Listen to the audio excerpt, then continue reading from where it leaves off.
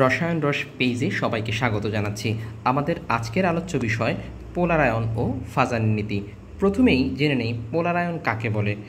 Cation কর্তৃক অ্যানায়নের electron ম্যাগের বিকৃতির ঘটনাকে আসলে পোলারায়ন বলে। আয়নিক যৌগের মধ্যে যে ক্যাটায়ন ও অ্যানায়ন থাকে, সেখানে ক্যাটায়ন কর্তৃক অ্যানায়নের ইলেকট্রন ম্যাগের বিকৃতি যে ঘটনা, সেটাকে আমরা বলবো পোলারায়ন। তোমরা পোলারিটি একটা শব্দ এরকম শুনে থাকবে, পোলারিটি। পোলারিটি আর পোলারায়ন কিন্তু এক কথা নয়, মনে রাখবে। পোলারিটি এবং পোলারায়ন এক কথা নয়। তাহলে পোলারিটি কি?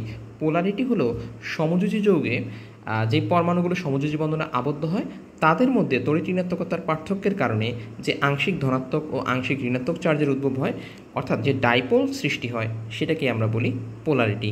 অন্যদিকে পোলারায়ন বৈশিষ্ট্য জিনিসটি হলো আয়নিক যৌগের যে সমযোজী বৈশিষ্ট্য প্রকাশ পায় সেই বিষয়টি। অর্থাৎ আয়নিক যৌগের ক্যাটায়ন কর্তৃক ইলেকট্রন ম্যাগের বিকৃতির ঘটনাকে আমরা কি বলবো? আমরা পোলারায়ন বলবো। এখন পোলারায়নকে ব্যাখ্যা করার জন্য, অর্থাৎ কোনো একটি যৌগের পোলারায়ন কতটা বেশি হবে বা কম হবে সেই বিষয়টি ব্যাখ্যা করার জন্য বিজ্ঞানী ফাজান একটা নীতি প্রদান করেছেন। সেই নীতিটি আসলে ফাজানের নীতি নামে পরিচিত। আয়নিক যৌগের সমযোজী চরিত্র ব্যাখ্যা করার জন্য রসায়নবিদ ভিক্টর ফাজান 1923 সালে যে নীতি প্রস্তাব করেন, তা ফাজানের নীতি নামে পরিচিত। এখন এই যে ফাজানের নীতি, এই ফাজানের নীতিতে আমরা কি দেখি?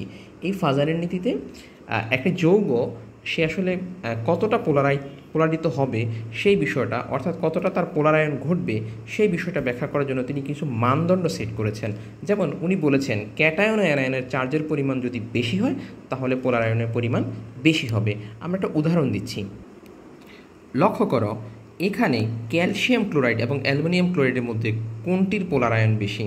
খেয়াল করে দেখো, এই যে এখানে ক্যালসিয়াম ক্লোরাইড এবং অ্যালুমিনিয়াম ক্লোরাইড দুটি লবণ রয়েছে, এই লবণগুলোকে আমি যদি এরকম ক্যাটায়ন এবং অ্যানায়নে বিশ্লিষ্ট করি, অর্থাৎ ধনাত্মক চার্জযুক্ত আয়নকে আমরা কী বলি? ক্যাটায়ন বলি। এখানে ক্যাটায়ন হচ্ছে ক্যালসিয়াম আয়ন আর অ্যানায়ন হচ্ছে ক্লোরাইড আয়ন। অন্যদিকে এখানে ক্যাটায়ন হচ্ছে অ্যালুমিনিয়াম আয়ন এবং ক্লোরাইড হচ্ছে এখানে অ্যানায়ন। তাহলে এই যে ক্যাটায়ন, ক্যালসিয়াম এবং অ্যালুমিনিয়াম, এই যে দুটি ক্যাটায়ন রয়েছে, এই ক্যাটায়ন দুটির মধ্যে ক্যালসিয়ামের চার্জ হচ্ছে +2, অন্যদিকে অ্যালুমিনিয়ামের চার্জ হচ্ছে +3। দেখা যাচ্ছে অ্যালুমিনিয়ামের ক্যাটায়নের চার্জ এর পরিমাণ বেশি। যেহেতু অ্যালুমিনিয়াম ক্যাটায়নটির চার্জের পরিমাণ বেশি, তাই এখানে অ্যালুমিনিয়াম ক্লোরাইডের পোলারায়ন বেশি হবে। অর্থাৎ ক্যালসিয়াম ক্লোরাইড এবং অ্যালুমিনিয়াম ক্লোরাইডের মধ্যে অ্যালুমিনিয়াম ক্লোরাইডের পোলারায়ন বেশি, অর্থাৎ সমযোজী চরিত্র বেশি। এই দুটি যৌগ যদিও আয়নিক হয়, কিন্তু এই দুটি আয়নিক যৌগের মধ্যে বেশি সমযোজী বৈশিষ্ট্য প্রকাশ করবে অ্যালুমিনিয়াম ক্লোরাইড। আশা করি সবাই বুঝতে পেরেছ। বিজ্ঞানী ফাজান আরও একটি যে নীতি কথা বলেছেন, সেটা হচ্ছে কি, ক্যাটায়নের ক্ষুদ্র আকার, অ্যানায়নের বড় আকার। অর্থাৎ যখন চার্জ দিয়ে কোনো জিনিসকে ব্যাখ্যা করা যাবে না, তখন আমরা আকার বিবেচনা করব। ক্যাটায়নের ক্ষুদ্র আকার হলে পোলারায়ন বেশি হবে, অ্যানায়নের আকার যদি বড় হয় তাহলে তার পোলারায়ন বেশি হবে। আমি উদাহরণ দিচ্ছি, লক্ষ্য করে দেখো।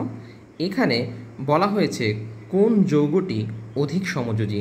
উদাহরণ হিসেবে এখানে silver fluoride, silver chloride, silver bromide এবং সিলভার আয়োডাইড রয়েছে। খেয়াল করে দেখো, এখানে ক্যাটায়ন কিন্তু সকলের একই রকম, অর্থাৎ সিলভার, সকল জায়গায় ক্যাটায়ন হিসেবে সিলভার রয়েছে, কিন্তু অ্যানায়ন হিসেবে রয়েছে ফ্লোরাইড, ক্লোরাইড, ব্রোমাইড এবং আয়োডাইড। এই চারটি অ্যানায়নের মধ্যে এখন যেহেতু এখানে সবগুলো অ্যানায়নের চার্জ সমান, এখানে আমরা চার্জ বেশি কম দিয়ে বিবেচনা করতে পারবো না, এবং ক্যাটায়নও একই রকম, ক্যাটায়নের চার্জ সমান। তাহলে আমরা একটু আগে যে চার্জের কথা বলেছিলাম, এখানে সেটি বিবেচনা না করে আমরা এখানে অ্যানায়নের আকারের কথা বিবেচনা করব, অর্থাৎ অ্যানায়নের বড় আকার।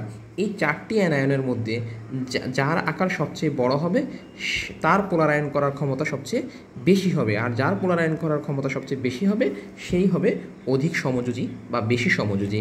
খেয়াল করো, আমরা যদি এখানে অ্যানায়নগুলোর আকারের ক্রম খেয়াল করি, এখানে ফ্লোরাইড আয়নের আকার সবচেয়ে ছোট এবং আয়োডাইড আয়নের আকার সবচেয়ে বড়। যেহেতু আয়োডাইড আয়নের আকার সবচেয়ে বড়, তাই এর পোলারায়ন ক্ষমতা বেশি হবে। অর্থাৎ কোন যৌগটি অধিক সমযোজী, এই প্রশ্নের অ্যান্সারটি হবে সিলভার আয়োডাইড। এখানে অ্যান্সারটা হবে সিলভার আয়োডাইড।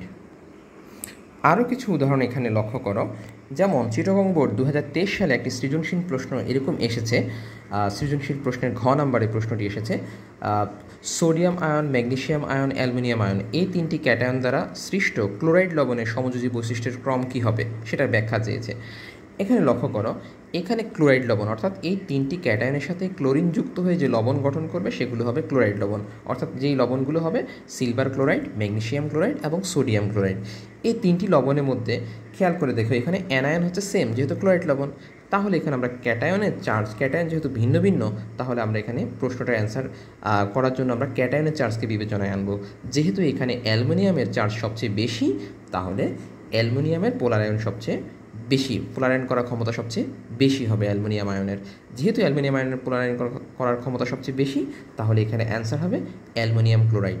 অর্থাৎ magnesium chloride, aluminium chloride, sodium chloride, এই তিনটি লবণের মধ্যে সবচেয়ে বেশি সমযোজী বৈশিষ্ট্য হবে অ্যালুমিনিয়াম ক্লোরাইডের, এরপরে তার চেয়ে একটু কম হবে ম্যাগনেসিয়াম ক্লোরাইডের, সবচেয়ে কম হবে সোডিয়াম ক্লোরাইডের। প্রশ্নটি বিপরীত ক্রমেও আসতে পারে। যদি প্রশ্ন হয় অ্যালুমিনিয়াম ক্লোরাইড, ম্যাগনেসিয়াম ক্লোরাইড এবং সোডিয়াম ক্লোরাইডের মধ্যে কোনটির কোনটির আয়নিক চরিত্র সবচেয়ে বেশি, তাহলে যেটার সমযোজী চরিত্র কম সেটার আয়নিক চরিত্র বেশি হবে। অর্থাৎ এখানে সবচেয়ে বেশি আয়নিক কোনটি, তাহলে প্রশ্ন হবে এখানে সবচেয়ে বেশি আয়নিক হচ্ছে সোডিয়াম ক্লোরাইড, আর সবচেয়ে বেশি সমযোজী কোনটি, সবচেয়ে বেশি সমযোজী হলে হবে অ্যান্সার হবে অ্যালুমিনিয়াম ক্লোরাইড। অন্যদিকে আরেকটি প্রশ্ন এখানে দেখো, ক্যালসিয়াম ফ্লোরাইড ও ক্যালসিয়াম অক্সাইডের মধ্যে কোনটি অধিক সমযোজী। খেয়াল করে দেখো, এটাও একটা আয়নিক যৌগ, এটাও একটা আয়নিক যৌগ। আমরা একটা কথা বলেছিলাম, এখানে ক্যাটায়ন কিন্তু same, cation same calcium ion, কিন্তু এখানে ফ্লোরাইড এবং অক্সাইড অ্যানায়নটা হচ্ছে ভিন্ন। যদি ক্যাটায়ন সেম হয়, অ্যানায়ন ভিন্ন হয়, তাহলে আমরা কোনটি সমযোজী হবে সেটার ক্ষেত্রে আমরা বিবেচনা করব যার চার্জ বেশি হবে। খেয়াল করে দেখো, এখানে ক্যালসিয়াম, এটা যেহেতু ক্যাটায়ন সেম, কিন্তু ফ্লোরাইড আয়ন এবং অক্সাইড আয়নের মধ্যে অক্সাইড আয়নে যেহেতু চার্জের পরিমাণ বেশি, তাহলে এটা অধিক সমযোজী হবে, এটা অধিক সমযোজী হবে। তাহলে আমরা বলতে পারি ক্যালসিয়াম ফ্লোরাইড এবং ক্যালসিয়াম অক্সাইডের মধ্যে ক্যালসিয়াম অক্সাইড হচ্ছে অধিক সমযোজী। আরও কিছু উদাহরণ লক্ষ্য করো, এখানে বলা হয়েছে কোন যৌগটি বেশি সমযোজী। দেখো, এখানে lithium chloride, sodium chloride, potassium chloride এবং রুবিডিয়াম ক্লোরাইড রয়েছে। তো আমরা জানি যে এখানে খেয়াল করে দেখো, এখানে অ্যানায়ন সেম, সবার সাথেই ক্লোরাইড অ্যানায়ন রয়েছে। যেহেতু ক্লোরাইড আয়নটি সবার সাথেই রয়েছে, তাহলে এখানে আমাদের দেখতে হবে ক্যাটায়নগুলোর চার্জের পরিমাণ। ক্যাটায়ন, এরা যেহেতু সবাই গ্রুপ একের মৌল, এদের ক্যাটায়নের চার্জের পরিমাণও সব এক, অর্থাৎ লিথিয়াম যে ক্যাটায়নটি রয়েছে, আমরা যদি এখানে চার্জ হিসেবে দেখাই, সবার এখানে চার্জের পরিমাণ সেম। তাহলে এখানে চার্জ দিয়ে ব্যাখ্যা না করে আমরা ফাজানের নীতির যে দ্বিতীয় এবং তৃতীয় যে নিয়ম ছিল, ক্যাটায়নের ক্ষুদ্র আকার এবং অ্যানায়নের বড় আকার, যেহেতু এখানে অ্যানায়ন সেম, তাহলে অ্যানায়নের বড় আকার বিবেচনা করার প্রশ্নই আসে না।